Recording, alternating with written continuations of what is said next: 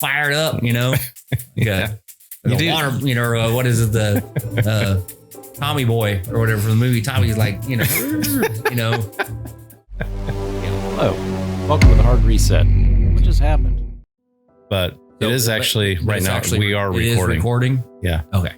Oh yeah. Plus, there's like 20 cameras in this room. Yeah, that are always I've got recording. This one, like eyeballing me, like right here. Like, I mean, oh yeah, we're about to fucking square up here in a second. That one's recorded everything you've said since you walked in the door.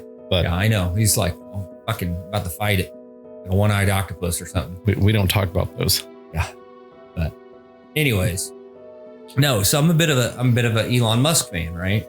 I am also. I'm not saying like I want to have his babies or anything, but you know, I appreciate.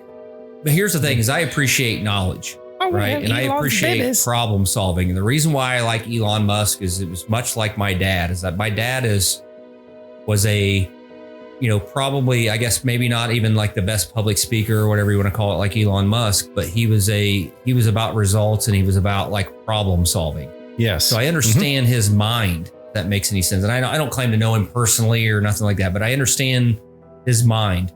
Yeah. And his mind's more about solving the problems than it is like trying to make like a good speech for somebody. Yes. So sometimes it comes across right. Yeah. A little bit, whatever. Mm-hmm. Right.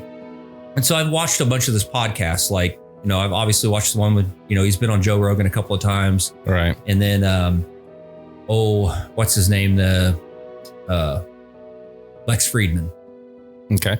Lex Friedman, if you don't know, is he's kind of was like a prodigal genius kid, whatever. He was into robotics and AI.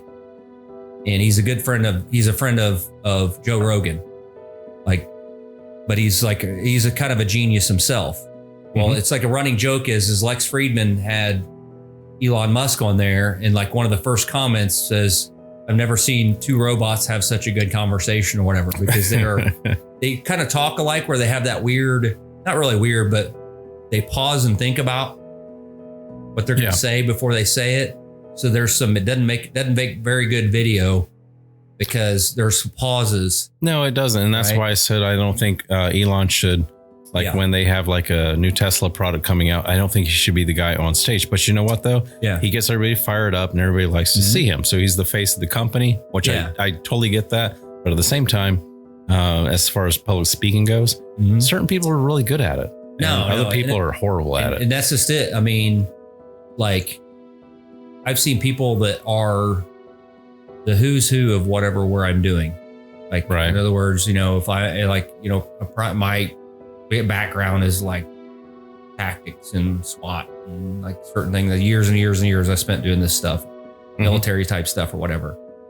And I've met guys that are like, I mean, they're pipe hitters, dude. I mean, they know how to put boot to ass, and they could do all of this cool guys. They can free fall of an airplane, hit the ground, navigate to wherever they need to navigate to, kick indoors, you know, hit targets, use all this technology to be able to find the bad guys in Iraq and like all this kind of stuff.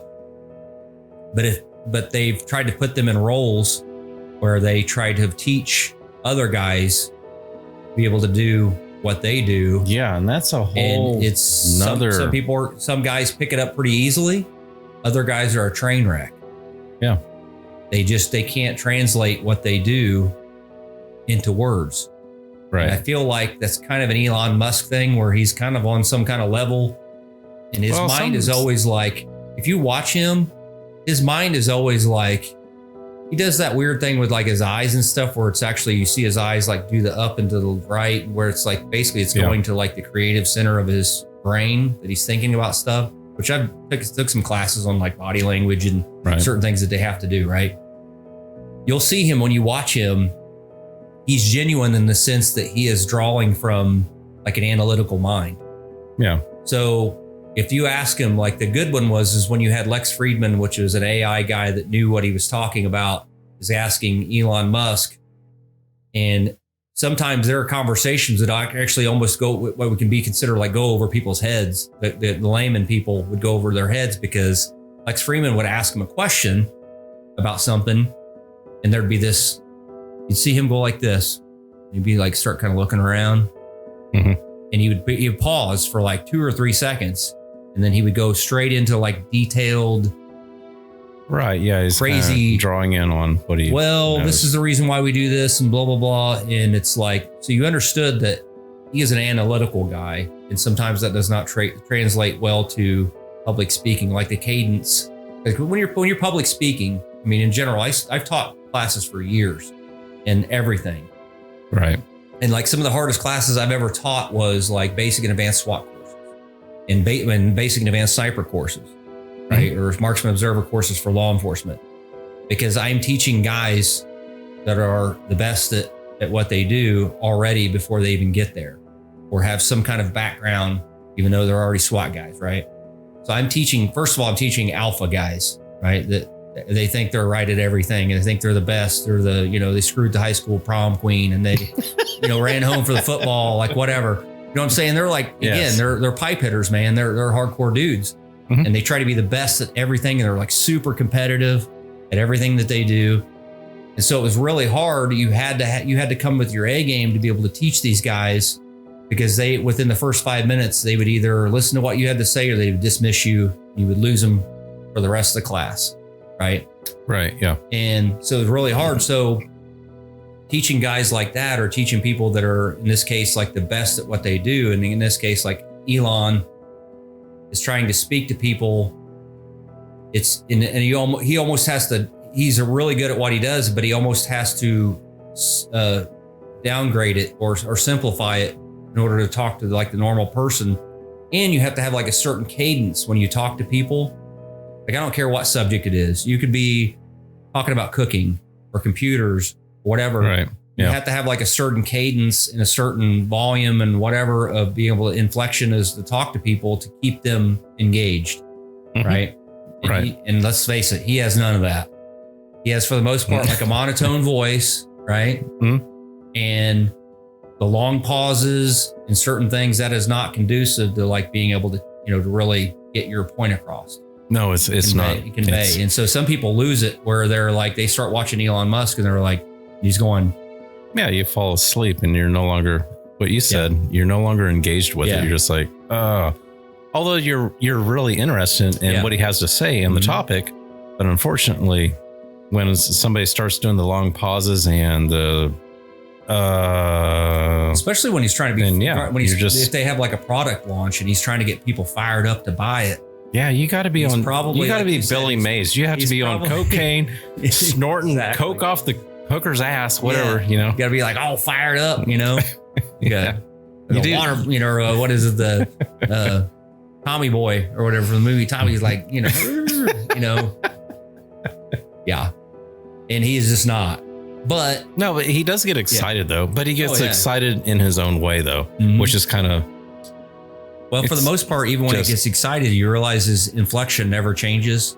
Like there's never, he'll be like, well, but it's not really like you would think if he gets like fired up about something. Not to say that he's not fired up. It's just.